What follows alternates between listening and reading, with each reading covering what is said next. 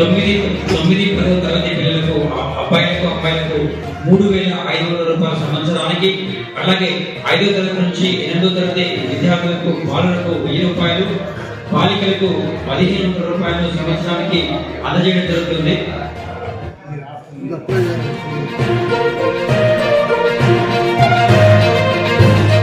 So ఇది epass website ద్వారా application చేసుకోవాలి. దీనికి కావాల్సింది caste, income, bank account, Aadhaar card, school bonafide. ఈ యొక్క డాక్యుమెంట్స్ ని ఈపాస్ వెబ్సైట్ లో కనుక అప్లై చేసుకున్నట్లయితే జిల్లా ఎస్సీ వెల్ఫేర్ అధికారి గారు ఈ యొక్క స్కాలర్షిప్స్ ని శాంక్షన్ చేస్తారు.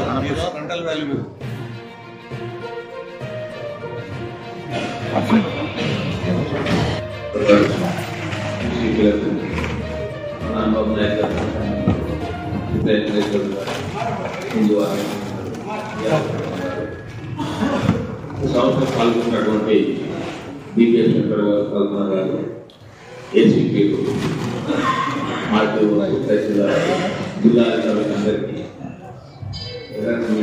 అందరికీ కూడా నా యొక్క ఏపీలో నమస్కారం జరిగింది.